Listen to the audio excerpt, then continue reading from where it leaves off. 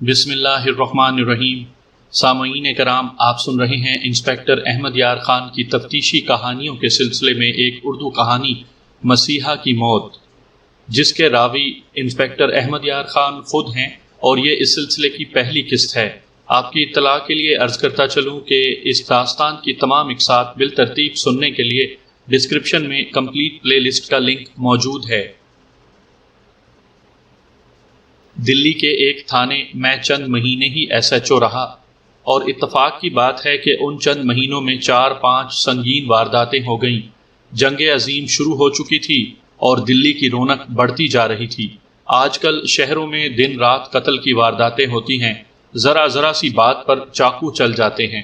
میں جس وقت کی بات کر رہا ہوں اس وقت دلی اور لاہور جیسے بڑے شہروں میں چوری وغیرہ کی وارداتیں تو ہوتی رہتی تھی، لیکن قتل کی واردات شاذ و نادر ہی ہوتی تھی۔ جنگ عظیم کے پہلے سال میں ہی ایسے حالات پیدا ہو گئے تھے جنہوں نے لوگوں کے انداز بدل ڈالے اور معاشرتی اقدار کو لوگوں نے روپے پیسے پر قربان کرنا شروع کر دیا۔ میں اپنی بعض کہانیوں میں یہ حالات اور وہ تبدیلی بھی جو اکثر لوگوں کی حیت اور اخلاق میں آ گئی تھی تفصیل سے بیان کر چکا ہوں۔ ٹھیکیداریوں اور روپے پیسے کی ریل پیل کی وجہ سے جرائم کا رجحان اس سوسائٹی میں بھی پیدا ہو گیا جسے ہم وائٹ کالر سوسائٹی کہتے ہیں۔ یہ کوٹھیوں اور بنگلوں میں رہنے والے دولت مند لوگ تھے جن میں اعلیٰ سرکاری آفیسران بھی شامل تھے۔ میں جس واردات کی تفتیشی کہانی سنانے لگا ہوں یہ اس سوسائٹی کی ایک واردات ہے۔ رات کے 12:30 بجے ایک کانسٹیبل نے مجھے گھر آ کر جگایا اور بتایا کہ فلاں علاقے میں ایک مسلمان ڈاکٹر قتل ہو گیا ہے اور اس کی بیوی نے ٹیلی فون سے اطلاع دی ہے۔ یہ بڑے اچھے مکانوں اور کوٹھیوں کا علاقہ تھا، وہاں امیر کبیر، اچھے رتبوں اور بہتر حیثیت والے لوگ رہتے تھے۔ تھانے جا کر میں نے ایک ہیڈ کانسٹیبل اور 3 کانسٹیبلوں کو ساتھ لیا اور سائیکلوں پر جائے واردات پر پہنچے۔ یہ کوٹھی کی طرز کا چھوٹا سا مکان تھا۔ اس کا گیٹ تھا، مختصر سا لان تھا اور آگے برآمدہ تھا۔ برآمدے میں 2 آدمی کھڑے تھے، وہ سلیپنگ سوٹ اور گاؤن پہنے ہوئے تھے۔ میں برآمدے میں پہنچا تو اندر سے ایک بڑی خوبصورت عورت نکلی۔ اس کی عمر 25 سال سے کچھ کم ہی تھی، زیادہ نہیں ہوگی۔ میں نے اس میں ایک بات فوراً نوٹ کر لی کہ اس نے جو کپڑے پہن رکھے تھے ان سے پتہ چلتا تھا کہ وہ سوئی نہیں تھی بلکہ کہیں سے آئی تھی یا کہیں جا رہی تھی۔ بڑے قیمتی کپڑے تھے، اس نے بڑا شوق میک اپ کر رکھا تھا اور اس کے پاؤں میں گھر میں پہننے والی چپل نہیں، اونچی ایڑی والی سینڈل تھی۔ اس نے اپنا تعارف کروایا، وہ مقتول ڈاکٹر کی بیوی تھی۔ 2 آدمی جو وہاں کھڑے تھے ساتھ والی کوٹھیوں میں رہتے تھے۔ انہیں مقتول کی بیوی نے، جسے میں اصلی نام کے بجائے آصفہ کہوں گا، جگایا اور ان میں سے ایک کے گھر سے تھانے فون کیا۔ وہ مجھے اندر لے گئے۔ ڈاکٹر مقتول راحت بیگ کی لاش ڈرائنگ روم میں فرش پر پڑی تھی۔ فرش پر دری یا قالین نہیں تھا، فرش سفید ٹائلوں کا تھا۔ فرش پر خون ادھر ادھر بہہ کر جم گیا تھا۔ لاش ایک پہلو پر پڑی تھی۔ میں نے نظری معائنے کے لیے لاش کو سیدھا کیا۔ سر پر 2 زخم تھے، سینے پر تیز دھار آلے کے 3 زخم تھے، ایک گہرا زخم دائیں گال پر اور ایک لمبوترا زخم ایک بازو پر تھا۔ میں نے سب کو پیچھے رہنے کو کہہ دیا۔ لاش کے ارد گرد ولایتی شراب کے بوتلوں کے ٹکڑے بکھرے پڑے ہوئے تھے۔ بوتل کا پیندہ پورا الگ اور بوتل کا اوپر والا حصہ الگ پڑا تھا۔ اس حصے میں بوتل کی گردن تھی اور بوتل کا اس سے نیچے والا کچھ حصہ اس کے ساتھ اس طرح رہ گیا تھا کہ اس کا ایک حصہ خنجر کی طرح لمبا اور نوکدار اور 2 حصے اس سے تقریباً نصف لمبے اور نوکدار تھے۔ ایسے ہی ابھرے ہوئے ٹکڑے پیندے کے ساتھ بھی تھے۔ یوں سمجھ لیں کہ بوتل درمیان سے ٹوٹی ہوئی تھی۔ میں نے اپنے تجربے کے مطابق دیکھا۔ میرا قیاس یہ تھا کہ مقتول کے سر پر بوتل سے ضربیں لگائی گئی ہیں۔ سر پر 2 زخم کے علاوہ 2 چوٹیں بھی تھیں، وہاں سوجن کا ابھار تھا۔ بوتل ٹوٹ گئی ہوگی، اوپر والا حصہ قاتل کے ہاتھ میں رہا۔ اس نے دیکھا کہ یہ حصہ 3 شاخہ خنجر بن گیا ہے تو اس نے یہ خنجر کی طرح مقتول کی نوک کی طرف سے مارا۔ دائیں گال پر ایک ہی زخم تھا۔ میں نے سینے کے زخم مقتول کی قمیض ہٹا کر ایک بار پھر دیکھے، ان میں ایک گہرا تھا اور دوسرے صرف کھال ہی میں اترے تھے۔ میں نے بوتل کا اوپر والا حصہ، جسے آپ گردن اور کندھے کہہ سکتے ہیں، ان زخموں پر رکھا۔ اس کے نوکدار حصے اس طرح زخموں پر فٹ آ گئے کہ لمبا خنجر نما ٹکڑا سینے میں گہرا اتر گیا اور باقی 2 حصوں کی نوکیں صرف کھال میں اتریں۔ اس سے مجھے یہ یقین سا ہونے لگا کہ آلہ قتل شراب کی یہ بوتل ہے۔ میں نے بوتل کے اس ٹکڑے کو گردن سے نہیں پکڑا تھا بلکہ اس کے منہ میں انگلی ڈال کر پھنسا لی اور مقتول کے سینے پر رکھا تھا۔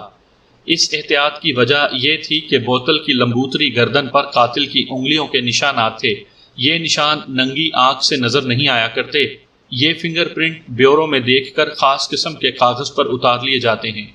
انگلیوں کے نشانات کے لیے مجھے دو چیزیں اور نظر آئیں۔ یہ دو گلاس تھے جو صوفے کے سامنے پڑی ہوئی تپائی پر رکھے تھے۔ ایک میں کوئی 2 گھونٹ اور دوسرے میں چند قطرے شراب باقی تھی۔ ایک پلیٹ میں بچے ہوئے 3-4 کباب اور 3-4 تکے تھے۔ یہ ثبوت تھا کہ مقتول شراب پیتا تھا اور شراب پینے والے 2 آدمی تھے۔ میں نے دونوں گلاس کناروں سے پکڑ کر الگ کر لیے، ان میں سے شراب گرا دی۔ گلاسوں پر بھی انگلیوں کے نشانات کی موجودگی لازمی تھی۔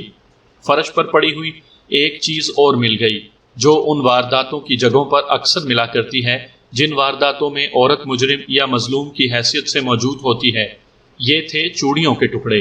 2-3 ٹکڑے خون میں پڑے تھے اور باقی خون سے باہر تھے۔ میں نے یہ اکٹھے کر لیے۔ میں لاش کے ارد گرد اور کمرے میں کوئی اور سراغ تلاش کرنے لگا۔ آصفہ اور اس کے پڑوسی دروازے میں کھڑے تھے۔ ساتھ والے کمرے میں ٹیلی فون دیکھیں، آصفہ نے کہا۔ اس کی تار نکلی ہوئی ہے اور فون فرش پر پڑا ہے۔ میں ساتھ والے کمرے میں گیا۔ یہ دفتر کی قسم کا کمرہ تھا۔ ریکوں میں کتابیں پڑی تھیں اور ایک دیوار کے ساتھ میز تھی اور کمرے میں 4-5 کرسیاں تھیں۔ میز کے قریب فرش پر ٹیلی فون کا رسیور پڑا تھا۔ ٹیلی فون سیٹ رسیور سے ذرا ہٹ کر فرش پر گرا ہوا تھا۔ رسیور کے ساتھ تار تھی جو سیٹ میں سے نکلی ہوئی تھی۔ میرے سامنے سوال یہ آیا کہ قاتل یا قاتلوں نے اگر ٹیلی فون اس لیے کاٹا تھا کہ اس گھر والے واردات کے دوران پولیس یا کسی اور کو مدد کے لیے نہ بلا سکیں تو رسیور اور سیٹ کی تار الگ کر دیتے جس طرح کی ہوئی تھی۔ سیٹ اور رسیور کو فرش پر پھینکنے کی کیا ضرورت تھی؟ مجھے اس سوال کا کوئی جواب نہیں مل رہا تھا۔ میں نے سیٹ اور رسیور کو احتیاط سے اٹھا کر الگ رکھ لیا۔ ان پر بھی انگلیوں کے نشانات لازمی تھے۔ لاش کو پوسٹ مارٹم کے لیے بھجوانے کا انتظام کیا۔ مقتول کے دونوں پڑوسیوں سے کہا کہ وہ برآمدے میں بیٹھیں۔ میں نے مقتول کی بیوی سے کہا کہ وہ اپنے گھر کو اچھی طرح دیکھ کر بتائے کہ چوری تو نہیں ہوئی۔ اس نے مجھے کہا کہ میں اس کے ساتھ رہوں کیونکہ وہ دوسرے کمروں میں اکیلے جانے سے ڈرتی تھی۔ میں اس کے ساتھ رہا۔ اس نے ایک کمرے میں جا کر 2 اٹیچی کیس کھولے اور ایک میں جو کپڑے تھے ان کے نیچے سے زیورات کے ڈبے نکالے۔ کچھ زیور اس نے پہنا ہوا تھا، باقی زیورات ڈبوں میں موجود تھے۔ آصفہ نے سارا گھر اچھی طرح دیکھ لیا، کاغذات بھی دیکھے اور یقین سے مجھے بتایا کہ کوئی چیز چوری نہیں ہوئی۔ اس سے یہ ظاہر ہوا کہ قتل چوری کی نیت سے نہیں ہوا۔ پھر قتل کا باعث کیا تھا؟ باعث وہ عورت تھی جس کی چوڑیوں کے ٹکڑے جائے واردات سے ملے تھے۔ مجھے اس عورت کا سراغ لگانا تھا۔ آصفہ جب مجھے اپنے ساتھ لیے کمروں میں گئی تھی تو میں نے اس کی چوڑیاں دیکھی تھیں اور اس کی نظر بچا کر ٹوٹی ہوئی چوڑیوں کے بڑے ٹکڑے دیکھے تھے۔ یہ اسی قسم کی چوڑیوں کے تھے جو آصفہ کے ایک بازو میں تھیں۔ ان کی تعداد 4 تھی۔ اس کے دوسرے بازو میں گھڑی تھی جس کی چین سونے کی تھی۔ آصفہ نے جو کاغذات دیکھے تھے وہ میں نے بھی دیکھے۔ ان میں مقتول کی انشورنس پالیسی تھی۔ یہ میں نے اس کے ہاتھ سے لے کر اچھی طرح دیکھی۔ یہ 40,000 روپے کی لائف انشورنس تھی۔ میں نے یہ کاغذات دیکھ کر آصفہ کو واپس کر دیے تھے۔ اس قسم کی واردات کے بہت سے کاغذات تیار کرنے ہوتے ہیں۔ علاقہ ڈی ایس پی اور علاقہ مجسٹریٹ کو بھی نقول بھیجنی ہوتی ہیں۔ میں نے اس کام کے لیے اے ایس آئی اور محرر ہیڈ کانسٹیبل کو بلا لیا تھا۔ میں خود ان دفتری اور کاغذی کارروائیوں میں وقت ضائع نہیں کرنا چاہتا تھا۔ میں نے برآمدے میں میز کرسی رکھوا کر تفتیش شروع کر دی۔ بسم اللہ آصفہ سے کی۔ مقتول کے متعلق یہ ذہن میں رکھیں کہ اس کی عمر 35 سال کے لگ بھگ تھی۔ اس کا جسم مضبوط اور قد 6 فٹ سے 1.5-2 انچ کم ہوگا۔ خوبرو آدمی تھا۔ آصفہ نے بتایا کہ ان کی شادی ہوئے 3.5 سال گزر گئے ہیں۔ شام کا کھانا کھا کر میں ایک شادی پر چلی گئی تھی۔ آصفہ نے میرے پوچھنے پر بتایا آج رات مہندی تھی۔ میں تو 9 بجے سے پہلے چلی گئی تھی۔ ڈاکٹر صاحب مدعو نہیں تھے؟ میں نے پوچھا۔ وہ کیوں نہیں گئے تھے؟ میرے ساتھ یہ کم ہی باہر نکلا کرتے تھے۔ اس نے ایسے لہجے میں کہا جس سے پتہ چلتا تھا کہ اسے مقتول کے ساتھ کوئی گہرا لگاؤ نہیں تھا۔ کہنے لگی اس نے اپنے کیے کی سزا پا لی ہے لیکن میری زندگی تباہ کر دی ہے، اور اس کے آنسو بہنے لگے۔ اس کے آنسو تو بہہ نکلے لیکن ایسے لگتا تھا جیسے یہ آنسو خاوند کے غم کے نہیں۔ اس وقت تک مجھے آنسو اور مسکراہٹیں سمجھنے کا بہت تجربہ ہو چکا تھا۔ بہرحال یہ خوبصورت امیر زادی اپنے خاوند کے ساتھ خوش نہیں تھی۔ مجھے کچھ ایسے محسوس ہونے لگا تھا کہ قتل کا باعث یہی عورت ہے، لیکن میرے پاس اس کے خلاف ابھی چوڑیوں کے صرف ٹکڑے تھے جو صرف شک پیدا کرتے تھے۔ اس عورت کے ساتھ مجھے احتیاط سے کام لینا تھا۔ معلوم ہوتا ہے ڈاکٹر صاحب کے ساتھ آپ کی زندگی اچھی نہیں گزری، میں نے کہا اور پوچھا، آپ نے یہ کیوں کہا ہے کہ اس نے اپنے کیے کی سزا پائی ہے؟ ڈاکٹر صاحب کیا کرتے تھے؟ مسلمان ہو کر یہ شخص شراب پیتا تھا، اس نے کہا، عورتوں کے ساتھ گھومتا پھرتا تھا، اس کے کلینک میں عورتیں بھی آتی تھیں، اسے جو اچھی لگتی تھی اسے اپنے پاس بٹھائے رکھتا تھا۔ آج رات یہ اسی لیے میرے ساتھ نہیں گیا تھا کہ اس نے کسی عورت سے ملاقات کرنی ہوگی، وہ عورت آئی ہوگی اور اس کے پیچھے پیچھے اس کا خاوند آ گیا ہوگا، وہ ہمارے ڈاکٹر صاحب کو قتل کر کے اپنی بیوی کو لے گیا۔ آپ کو معلوم ہوگا کہ وہ کون سی عورت ہے جس کے ساتھ آپ کے خاوند کی دوستی ہوگی؟ میں کسی ایک عورت کا نام نہیں بتا سکتی، آصفہ نے جواب دیا۔ کیا آپ کا خاوند آپ کا رشتہ دار تھا یا برادری کا تھا؟ نہیں صاحب، اس نے جواب دیا، ہماری برادری تو نوابوں کی برادری ہے۔ یہ تو میرے والد صاحب کی غلطی تھی کہ انہوں نے میرے لیے اس شخص کو پسند کر لیا۔ یہ پنجاب کے کسی گاؤں کا رہنے والا تھا، اس نے خود مجھے سنایا تھا کہ یہ کسانوں کے گھر کا لڑکا تھا، اس کا باپ اسے 10 جماعتیں پڑھانے کی بھی ہمت نہیں رکھتا تھا، اس نے محنت مزدوری کر کے اپنی تعلیم کے اخراجات پورے کیے تھے اور ادھر ادھر نوکریاں کر کے FSC کیا، اور اسی طرح اس نے فاقے کر کے MBBS کر لیا، پھر اس نے 3 سال کسی سرکاری ہسپتال میں ملازمت کی، پھر اپنا کلینک کھول لیا۔ یہ محنت کا عادی تھا، اس لیے اس نے مریضوں میں مقبولیت حاصل کر لی۔ جب سے جنگ شروع ہوئی ہے اسے پارٹ ٹائم نوکری بھی مل گئی تھی، ہر روز صرف 3 گھنٹے فوج کے بھرتی دفتر میں جاتا تھا۔ بھرتی عام ہو گئی ہے، جنہیں فوج میں لیا جاتا ہے یہ ان کا ڈاکٹری معائنہ کرتا تھا۔ اس کا مطلب یہ ہوا کہ مقتول بڑی سخت جدوجہد کر کے اس حیثیت تک پہنچا تھا۔ میں نے کہا، ایسے آدمی تو قابل قدر ہوتے ہیں، مگر یہ شخص تنگ نظر تھا۔ آصفہ نے کہا، یہ دیہات میں پل کر جوان ہوا اور اس نے غربت میں جدوجہد کی ہے، اسے معلوم ہی نہیں تھا کہ امیروں اور اونچی حیثیت کے لوگوں کی سوسائٹی میں کس طرح اٹھا بیٹھا جاتا ہے۔ اس کے پاس پیسہ آیا تو یہ غلط راستے پر چل پڑا۔ کیا یہ آپ پر سختی کرتا تھا؟ میں نے پوچھا، کیا اس نے آپ پر پابندیاں عائد کر رکھی تھیں؟ کچھ ایسی ہی بات تھی، اس نے جواب دیا۔ اس کے ساتھ بہت سی باتیں ہوئی تھیں، ضروری نہیں کہ آپ کو وہ ساری باتیں سنائی جائیں، میں صرف آپ کو وہ باتیں سنانا چاہتا ہوں جس سے آصفہ نے مجھ پر یہ تاثر پیدا کیا کہ اسے اپنے خاوند کے قتل پر اگر خوشی نہیں تو اتنا افسوس بھی نہیں جتنا کسی عورت کو بیوہ ہو جانے پر ہونا چاہیے۔ اس سے مجھے یہ شک ہونے لگا کہ اس نے اپنے خاوند کو خود قتل نہ کروا دیا ہو۔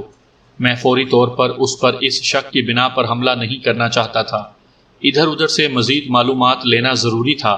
آصفہ سے میں نے نوکروں کے متعلق پوچھا، اس نے بتایا کہ گھر میں ایک نوکرانی کام کرتی ہے جو رات کو اپنے گھر میں سوتی ہے، کلینک میں ایک ڈسپینسر تھا اور ایک نوکر۔ میں نے ان تینوں کے نام اور ایڈریس معلوم کر لیے اور ایک کانسٹیبل سے کہا کہ وہ پہلے گھر کی نوکرانی کو لے آئے، پھر ڈسپینسر اور نوکر کو یہاں لائے۔ میں نے 2 پڑوسیوں کو روک رکھا تھا، میں نے ان دونوں سے معذرت کی کہ میں انہیں پریشان کر رہا ہوں، لیکن مجرموں کو پکڑنے کے لیے شہریوں کا تعاون ضروری ہوتا ہے۔ دونوں حکومت کے افسر تھے، انہوں نے خندہ پیشانی سے میرے ساتھ تعاون کیا۔ میں نے دونوں سے الگ الگ مقتول اور آصفہ کے متعلق اور ان کی ازدواجی زندگی کے بارے میں پوچھا۔ دونوں کی رائے تقریباً ایک جیسی تھی۔ انہوں نے بتایا کہ میاں بیوی میں اکثر لڑائی جھگڑا رہتا تھا۔ ان دونوں کو ان کی بیویوں نے بتایا تھا کہ مقتول اور آصفہ میں کبھی کبھی ہاتھا پائی بھی ہو جاتی تھی۔ آصفہ کے متعلق انہوں نے بتایا کہ اس کے چال چلن کے متعلق وہ کوئی رائے نہیں دے سکتے، لیکن یہ مغرور سی عورت ہے، ہر وقت میک اپ کیے رکھتی ہے اور کھوکھلی سی عورت تھی۔ ان دونوں کی بیویوں کو اور ساتھ والی دوسری کوٹھیوں کی عورتوں کو آصفہ بتاتی رہتی تھی کہ اس کا خاوند عیاش اور بدکار آدمی ہے اور وہ آصفہ میں دلچسپی نہیں لیتا۔ مقتول کے متعلق انہوں نے بتایا کہ ملنسار اور ہنس مکھ آدمی تھا، اس کی پریکٹس اسی لیے اچھی چل رہی تھی کہ مریضوں سے ہمدردی اور محبت سے بولتا تھا۔ کوئی غریب آدمی بھی اس کے گھر آدھی رات کو آ جاتا تو یہ اس کے گھر جا کر مریض کو دیکھتا تھا، کسی غریب آدمی سے اس کے گھر جانے کی فیس نہیں لیتا تھا۔ مجھے پتا چلا کہ ساتھ والی کوٹھیوں کی عورتیں بھی جاگ رہی ہیں، ان کے پڑوس میں قتل کی واردات ہو گئی تھی، وہ سو کیسے سکتی تھیں؟ میں نے ان دونوں آدمیوں سے کہا کہ وہ اپنی بیویوں کو بلا دیں۔ وہ اسی وقت گئے اور اپنی بیویوں کو ساتھ لے آئے۔ دونوں پڑھی لکھی اور شائستہ عورتیں تھیں۔ ان دونوں سے بھی میں نے الگ الگ رائے لی، دونوں کی رائے ایک جیسی تھی۔ ان دونوں سے مجھے معلوم ہوا کہ آصفہ جھگڑالو تھی، اپنے خاوند کے خلاف کبھی رو کر کبھی غصے میں باتیں سناتی رہتی تھی۔ اس میں غصہ زیادہ تھا، یہ جتنی خوبصورت تھی اتنی ہی سڑیل تھی۔ ان عورتوں نے یہ بھی بتایا کہ مقتول خوش رہنے اور خوش رکھنے والا آدمی تھا۔ اپنی بیوی کے ساتھ جب لڑائی ہوتی تھی تو آواز بیوی کی ہی آتی تھی، ڈاکٹر کی آواز کبھی نہیں سنی تھی۔ میں نے دونوں عورتوں سے ایک سوال پوچھا تھا، کیا آصفہ نے کبھی ایسی بات کی تھی کہ وہ کسی اور کو چاہتی تھی اور اس کی شادی اس ڈاکٹر کے ساتھ کر دی گئی؟ ہاں، دونوں کا جواب تقریباً ایک جیسا تھا۔ آصفہ نے کئی بار کہا تھا کہ ماں باپ مجھے اجازت دیتے تو میں ایسے آدمی کو ان کا داماد بناتی جس پر وہ فخر کرتے۔ آصفہ کسی آدمی کو چاہتی ضرور تھی، یہ معلوم نہیں کہ وہ ہے کون۔ آصفہ کے ماں باپ دلی میں رہتے تھے، ان کا گھر بہت دور تھا۔ آصفہ نے ان کو اطلاع بھیج دی تھی۔ میں جب ان عورتوں سے پوچھ گچھ کر رہا تھا تو آصفہ کی ماں، اس کا باپ اور دو بھائی آ گئے۔ میں نے انہیں کوٹھی کے کسی کمرے میں جانے کی اجازت نہ دی۔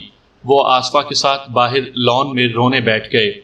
جب ان عورتوں کو میں نے فارغ کیا تو کانسٹیبل نوکرانی کو لے کر آ گیا اور ڈسپینسر اور کلینک کے نوکر کو لانے کے لیے چلا گیا۔ میں نے نوکرانی کو یہ کہہ کر الگ بٹھا دیا کہ کسی کے ساتھ بات نہ کرے۔ آصفہ کا باپ میرے پاس آ گیا۔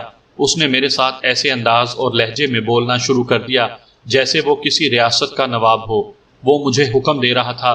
یہ شخص ہندوستان کی ایک خاص کلاس سے تعلق رکھتا تھا۔ انگریزوں نے جب ہندوستان میں اپنی حکومت مستحکم کر لی تھی، اس وقت ہندوستان میں بہت سی چھوٹی بڑی ریاستیں تھیں جن کے حکمران نواب تھے۔ انگریزوں نے چند ایک بڑی ریاستوں کو قائم رہنے دیا اور باقی نوابوں کے سالانہ وظیفے یا پینشن مقرر کر دی گئی۔ انگریز بڑی چالاک قوم تھی۔ انہوں نے نوابوں سے کہا کہ وہ چند سالوں کی پینشن اکٹھی لے لیں تو یہ چند سال گزرنے کے بعد ان کی پینشن آدھی ہو جائے گی۔ یہ نواب عیاش لوگ تھے، انگریزوں کے جھانسے میں آ گئے، پینشن اکٹھی لے کر عیش و عشرت میں اڑا دی۔ میعاد گزر جانے کے بعد انگریزوں نے کہا کہ ایک بار پھر پینشن اکٹھی لے لو اور میعاد گزر جانے کے بعد پینشن 1/4 ملا کرے گی۔ اس طرح یہ نواب اس مقام پر پہنچ گئے جہاں انہیں چند روپے پینشن ملنے لگی۔ یہ خاندانی الاؤنس تھا۔ نوابوں کی اولاد کو تانگا چلاتے دیکھا گیا، مگر وہ اپنے آپ کو نواب کہلاتے تھے۔ آصفہ کا باپ بھی نواب کہلاتا تھا۔ اس کے آباء و اجداد کسی ریاست کے ولی تھے۔ مجھے معلوم ہو گیا تھا کہ اس کے خاندان کی کچھ جائیداد محفوظ رہ گئی تھی۔ اب اس کے 2 بیٹوں نے کاروبار شروع کر دیا تھا۔ ان لوگوں کی مالی پوزیشن اچھی تھی، لیکن آصفہ کے باپ اور اس کی ماں کا دماغ اچھا نہیں تھا۔ وہ اپنے آپ کو نواب اور غالباً ولی دلی سمجھتے تھے۔ نواب صاحب، میں نے اسے اپنے پاس بٹھا کر کہا، میں یہاں ایک الٹی بات دیکھ رہا ہوں۔ ایک آدمی قتل ہو گیا ہے اور اس کی بیوی اور سسر اس کے غم میں نڈھال ہونے کے بجائے مقتول کے خلاف اس طرح باتیں کر رہے ہیں جیسے قتل کرنا نہیں بلکہ قتل ہونا جرم ہے۔ کیا آپ اپنے اس رویے کو واضح کر سکتے ہیں؟ جواب دینے سے پہلے ذہن میں یہ رکھ لیں کہ میں پولیس انسپکٹر ہوں، میں آپ کے حکم کا پابند نہیں، میں قتل کی تفتیش کر رہا ہوں۔ میرے ساتھ ٹھنڈے مزاج سے بات کریں۔ مجھے اس کے قتل ہو جانے کا بہت افسوس ہے، اس نے کہا، لیکن میرے دل میں ایک افسوس اور بھی ہے۔ میں نے اپنے ایک دوست کے کہنے پر اپنی بیٹی کی شادی اس ڈاکٹر کے ساتھ کر دی تھی۔ میں آپ کو صحیح بات بتا دیتا ہوں، میں نے ڈاکٹر میں یہ خوبی دیکھی تھی کہ غریب گھرانے سے ابھرا ہے اور اپنا مستقبل بنا رہا ہے۔ میں نے اور میری بیوی نے سوچا کہ اکیلا آدمی ہے، اس کے ماں باپ گاؤں میں رہتے ہیں اور وہ وہیں رہیں گے، ہماری بیٹی کے سر پر آ کر نہیں بیٹھ جائیں گے۔ اس نے بڑی لمبی وضاحت پیش کی تھی جس کی مجھے ضرورت نہیں تھی۔ میں نے اس میں سے یہ نتیجہ اخذ کیا کہ اس شخص نے ڈاکٹر راحت بیگ مقتول کو صرف اس لیے اپنی بیٹی دی تھی کہ وہ اکیلا تھا اور کامیاب ڈاکٹر تھا۔ یہ لوگ اسے گھر جوائی بنا کر اس کی آمدنی اپنے قبضے میں لینا چاہتے تھے، لیکن ڈاکٹر ان کے جال میں نہ آیا۔ ڈاکٹر اپنی آزادانہ زندگی گزار رہا تھا۔ نواب صاحب، میں نے کہا، آپ کا داماد اچھا تھا یا برا، وہ قتل ہو چکا ہے۔ میں قاتل کو پکڑنا چاہتا ہوں، ہو سکتا ہے یہ قاتل آپ کی بیٹی کا بھی دشمن ہو۔ اگر وہ جلدی نہ پکڑا گیا تو آپ کی بیٹی کو بھی قتل کر سکتا ہے۔ کیا آپ مجھے بتا سکتے ہیں کہ ان کا دشمن کون تھا؟ دشمن میرے داماد کا ہو سکتا ہے، اس نے جواب دیا، میری بیٹی کا کوئی دشمن نہیں ہو سکتا۔ آپ کے داماد کا کوئی دشمن کیوں تھا؟ بدکار آدمی تھا، اس نے جواب دیا، میری بیٹی مجھے بتاتی رہتی تھی کہ اس کے پاس مریض عورتیں آتی رہتی ہیں اور اسے جو پسند آتی ہے اس کے ساتھ یارانہ لگا لیتا ہے۔ میرا خیال ہے ایسی کسی عورت کے خامن نے ڈاکٹر کو قتل کیا ہے۔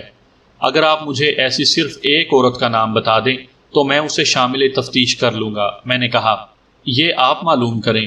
اس نے کہا، سراغ لگانا آپ کا کام ہے، میں آپ کو بتا رہا ہوں کہ میرا داماد کیسا آدمی تھا۔ اسے احساس ہی نہیں تھا کہ میری بیٹی نواب خاندان کی لڑکی ہے، ہمارے دادا نے باپ نے حکومت کی ہے، اب بھی ہمارا حکم چلتا ہے، اب بھی انگریز مجھے سلام کرتے ہیں، مگر اس ڈاکٹر نے میری بیٹی کو نوکرانی بنا رکھا تھا۔ ذرا اس پر غور کریں، رات ہمارے قریبی رشتہ داروں کی مہندی کی رسم تھی، انہوں نے راحت بیگ اور بیٹی کو خاص طور پر مدعو کیا تھا، میں، میری بیوی اور میرے بیٹے بھی مدعو تھے۔ ہم گئے تو انہوں نے کہا کہ راحت اور آصفہ نہیں آئے، میں نے کہا کہ آ جائیں گے، لیکن راحت بھی نہ آیا اور اس نے میری بیٹی کو بھی نہ آنے دیا۔ کیا آپ کی بیٹی بھی وہاں نہیں گئی تھی؟ میں نے حیران ہو کر پوچھا۔ شاید آپ وہاں سے جلدی چلے گئے ہوں گے اور یہ میاں بیوی آپ کے بعد گئے ہوں گے۔ ہم 12:30 بجے وہاں سے رخصت ہو گئے تھے، اس نے کہا۔ اس وقت تک تو آصفہ وہاں نہیں پہنچی تھی، نہ ہی راحت۔ میں نے جان لیا کہ راحت نے میری بیٹی کو نہیں آنے دیا۔ میں اس لیے حیران ہوا تھا کہ آصفہ نے مجھے بتایا تھا کہ وہ اپنے رشتہ داروں کے ہاں مہندی کی رسم پر گئی ہوئی تھی۔ واپس آئی تو اس نے اپنے خاوند کی لاش دیکھی، لیکن اس کا باپ کہہ رہا تھا کہ آصفہ مہندی کی رسم پر گئی ہی نہیں تھی۔ یہ تو میں نے دیکھا ہی تھا کہ آصفہ نے کسی تقریب کے لیے کپڑے پہن رکھے تھے اور اس نے گہرا میک اپ کر رکھا تھا۔ اس کا مطلب یہ تھا کہ وہ مقتول کو یہ بتا کر کہ وہ مہندی کی رسم پر جا رہی ہے کہیں اور چلی گئی، اور یہ بھی ہو سکتا تھا کہ وہ کہیں بھی نہیں گئی اور اس نے خاوند کو خود قتل کیا یا اپنے کسی آشنا سے قتل کروایا۔ آصفہ کا باپ میری حیرت کو غلط سمجھا۔ اس کا خیال تھا کہ میں اس لیے حیران ہوا ہوں کہ مقتول نے اس کی بیٹی کو اس کے رشتہ داروں کی تقریب میں جانے نہیں دیا اور وہ کھل کر باتیں کرنے لگا۔ آپ کی بیٹی نے کبھی آپ کو بتایا تھا کہ اسے خاوند مارتا پیٹتا بھی ہے، ان میں لڑائی جھگڑا اکثر رہتا تھا؟ اس نے کہا، ظاہر ہے مار پٹائی بھی ہوتی ہوگی۔ میں نے اس سے مزید پوچھ گچھ روک دی۔ میری کوشش یہ تھی کہ یہ اپنی بیٹی سے نہ ملے۔ میں نے اس کی بیٹی کو بلایا اور نواب سے کہا کہ وہ اٹھ جائے۔ میری بات غور سے سنو محترمہ، میں نے اسے پاس بٹھا کر کہا، اب آپ کے ساتھ جو باتیں ہوں گی وہ میرے اور آپ کے درمیان رہیں گی۔ اگر آپ مجھ پر اعتماد کر کے سچی باتیں بتا دیں گی تو میں آپ کے سر پر ہاتھ رکھ لوں گا، اور اگر آپ اس غلط فہمی میں بات گول کرنے کی کوشش کریں گی کہ مجھے کچھ بھی علم نہیں تو میرا ہاتھ آپ کی گردن پر ہوگا۔ اس نے اس طرح چونک کر میرے منہ کی طرف دیکھا جیسے اس کو بجلی کا جھٹکا پڑا ہو۔ آپ اونچی فیملی کی خاتون ہیں، میں نے کہا، مقتول کی خاندانی پوزیشن کچھ بھی نہیں تھی، میں آپ کو بچانے کی کوشش کروں گا۔ آپ مجھے بچانے کی کوشش کریں گے؟ اس نے حیرت زدہ آواز میں پوچھا، کیا کیا ہے میں نے اسے یہ نہ بتایا کہ مجھے اس پر کیا شک ہے، بار بار کہا کہ وہ سیدھی بات پر آ جائے، لیکن وہ اپنی ہٹ پر قائم رہی۔ ایک بار اس نے بڑی غصیلی آواز میں بات کی۔ میں نے اسے کہا کہ وہ کسی خوش فہمی یا غلط فہمی میں مبتلا نہ رہے، میں تفتیش کر رہا ہوں۔ اگر اس نے مجھ پر رعب جمانے کی کوشش کی تو میں اسے تھانے لے جا کر تفتیش کروں گا۔ اس سے اس کا غصہ ذرا ٹھنڈا ہو گیا۔ مجھے صرف ایک بات کا جواب دیں، میں نے کہا، اور مجھے مطمئن کر کے مجھ سے آزاد ہو جائیں۔ صرف یہ بتا دیں کہ رات کو آپ کہاں گئی تھیں۔ اب اس کے چہرے پر گھبراہٹ نظر آنے لگی۔ اس نے اس طرح ادھر ادھر دیکھا جیسے بھاگنے کا راستہ دیکھ رہی ہو۔ میں نے آپ کو بتایا تھا کہ میں مہندی کی تقریب میں گئی تھی، اس نے کہا۔ اب آپ یہ بھی واضح کریں کہ یہ آپ نے جھوٹ کیوں بولا تھا؟ میں نے کہا، میں نے بہت کوشش کی ہے کہ آپ اصل بات پر آ جائیں، لیکن آپ کو اپنی عزت کا کوئی خیال نہیں۔ آپ یہ چاہتی ہیں کہ میں آپ کے رشتہ داروں کو یہاں بلا کر آپ کے سامنے کہلواؤں کہ آپ وہاں نہیں گئی تھی۔ انسپکٹر صاحب، اس نے کچھ دیر سوچ کر کہا، فرض کر لیں کہ میں وہاں نہیں گئی تھی، اس سے میرے خاوند کے قتل کا کیا تعلق ہو سکتا ہے؟ تعلق یہ ہو سکتا ہے کہ آپ گھر میں موجود تھیں اور آپ کا خاوند آپ کے سامنے قتل ہوا ہے۔ میں نے کہا، آپ کہیں بھی نہیں گئی تھی۔ میں آپ کو ایک اور موقع دیتا ہوں، مجھے بتائیں کہ آپ نے جھوٹ کیوں بولا ہے۔ آپ نہیں بتائیں گی تو میں آپ کو تھانے لے جاؤں گا۔ وہ سوچ میں پڑ گئی، پھر اس نے سر جھکا لیا۔ مجھے ایسا جواب چاہیے جو مجھے مطمئن کر دے۔ میں نے کہا، آپ نے کہا تھا کہ آپ کو میری عزت کا بہت خیال ہے۔ اس نے کہا، میں آپ کو سچی بات بتا دیتی ہوں اور آپ سے درخواست کرتی ہوں کہ میرا پردہ نہ اٹھائیں۔ میرے والد صاحب کو پتہ نہیں چلنا چاہیے کہ میں رات کہاں گئی تھی۔ میں نے اسے یقین دلایا کہ میں اس کا پردہ رکھوں گا۔ میں نے اپنے خاوند کو بتایا تھا کہ میں مہندی کی رسم پر جا رہی ہوں۔ اس نے کہا، لیکن میں اپنے ایک دوست کے ہاں چلی گئی تھی۔ کون ہے وہ؟ اس نے فوراً بتانے میں پس و پیش کی اور مجھے اس پر قائل کرنے لگی کہ وہ آدمی اتنا اہم نہیں کہ مجھے اس کا ایڈریس بتایا جائے۔ میں نے اسے کہا کہ مجھے اپنے شکوک رفع کرنے ہیں، میں اس آدمی کا نام معلوم کر کے رہوں گا۔ آخر اس نے بتا دیا، وہ ایک امیر زادہ تھا۔ اس کا خاندان دلی سے کچھ دور ایک گاؤں میں رہتا تھا۔ وہاں ان لوگوں کی بے شمار زمین تھی۔ یہ انگریزوں کی عطا کی ہوئی زمینیں تھیں۔ اس خاندان کا یہ آدمی، جس کی عمر 30 سال بتائی گئی، دلی آتا رہتا تھا۔ پھر اس نے دلی میں چھوٹی سی کوٹھی بنا لی تھی۔ آصفا اسی کو چاہتی تھی، لیکن باپ نے اس کو ڈاکٹر راحت بیگ کے ساتھ بیاہ دیا تھا۔ آپ نے اس کی محبت کو ابھی تک زندہ رکھا ہوا ہے؟ میں نے پوچھا۔ یہ محبت مرنے والی نہیں، اس نے جواب دیا۔ یہ بھی ایک وجہ تھی کہ ڈاکٹر مجھے اچھا نہیں لگتا تھا۔ اس نے شادی کر لی ہوگی۔ 2 سال ہوئے اس نے ماں باپ کے مجبور کرنے پر شادی کر لی ہے، آصفا نے جواب دیا۔ لیکن وہ بیوی سے خوش نہیں۔ آپ دونوں نے کبھی ایسی بات کی ہوگی کہ وہ اپنی بیوی کو طلاق دے دے اور آپ بھی اپنے خاوند سے طلاق لے لیں گی؟ میں نے کہا، ہاں، اس نے جواب دیا، ایسی بات تو کئی بار ہوئی ہے۔ پھر رکاوٹ کیا تھی؟ میں نے کہا، اگر باغی ہی ہونا تھا تو پوری طرح باغی ہو جاتی۔ مجھے والد صاحب کا خیال آتا تھا۔ اس نے کہا، میں آپ سے یہ نہیں پوچھوں گا کہ اس شخص کے ساتھ آپ کی دوستی کس قسم کی ہے۔ میں نے کہا، میں آپ سے شاید اور بھی کچھ نہیں پوچھوں گا۔ آپ کو ایک زحمت دوں گا، مجھے آپ کے ہاتھ کا پورا نشان چاہیے۔ وہ ڈر گئی۔ میں نے اسے کہا کہ یہ بہت ضروری ہے۔ اب اس کی ایک دکھتی رگ میرے ہاتھ میں آ گئی تھی۔ میری ہلکی سی دھمکی اسے پریشان کر دیتی تھی۔ میں نے ہیڈ کانسٹیبل سے کہا کہ آصفا کی تمام انگلیوں کے نشان کاغذ پر اتارنے کا بندوبست کرے۔ اس کا ایک خاص طریقہ ہوتا ہے۔ صبح ہو گئی تھی۔ اس گھر کی نوکرانی، کلینک کا ڈسپینسر اور نوکر آئے بیٹھے تھے۔ میں نے پہلے نوکرانی کو بلایا۔ اسے دیکھ کر مجھے یقین نہ آیا کہ یہ نوکرانی ہے۔ اس کی عمر 26-27 سال تھی۔ قد لمبوترا اور کھڑا، کندھے جھکے ہوئے نہیں بلکہ سیدھے، جسم کی ساخت بہت اچھی، چہرے کے نقوش خاص طور پر پرکشش اور آنکھیں نشیلی۔ اس کا رنگ گورا نہیں تھا، گندمی رنگ تھا جس میں سفیدی کی ہلکی سی جھلک تھی۔ اس رنگ میں اچھی صحت اور تندرستی کا نکھار تھا۔ اس نے سوتی کپڑے پہن رکھے تھے جو بالکل معمولی تھے۔ اس نے میک اپ تو دور کی بات ہے، شاید منہ دھویا ہی نہیں تھا، لیکن وہ آصفا سے زیادہ خوبصورت لگتی تھی۔ اس کی آنکھیں کچھ سوجی ہوئی تھیں اور ناک سرخ تھی۔ وہ بہت روتی تھی۔ میں نے اسے پاس بٹھا کر نام پوچھا۔ اس کا نام نسیم تھا۔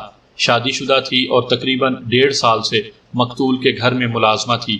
اس سے پہلے کہ اس سے کوئی اور سوال پوچھا جاتا، اس نے مجھ سے کہا کہ پتہ چلا کہ ڈاکٹر صاحب کو کس نے قتل کیا ہے۔ پتہ چلانے کی کوشش کر رہا ہوں، میں نے کہا۔ میں جو کچھ پوچھوں ٹھیک ٹھیک بتانا، پھر قاتل کا پتہ چل جائے گا۔ مجھے جو کچھ معلوم ہوگا میں بالکل ٹھیک بتاؤں گی، اس نے کہا۔ آپ پوچھیں۔ میں نے اس سے پوچھ گچھ شروع کر دی۔ میں نے دیکھا کہ اس عورت میں خود اعتمادی تھی اور اس کی آواز میں ایسا تاثر تھا کہ اس کی ہر بات صحیح معلوم ہوتی تھی۔ میں نے اپنی عادت کے مطابق اس کے ساتھ ایسا رویہ رکھا جس میں انس اور اپنائیت تھی۔ 2 بار وہ بولتے بولتے رو پڑی اور اس کی ہچکی بن گئی۔ اس نے مجھے جو باتیں بتائیں ان سے پڑوس میں رہنے والی 2 عورتوں کے بیانات کی تصدیق ہو گئی۔ نسیم نے مزید یہ بتایا کہ آصفا اور مقتول میں دشمنوں کی طرح لڑائی جھگڑا ہوتا تھا۔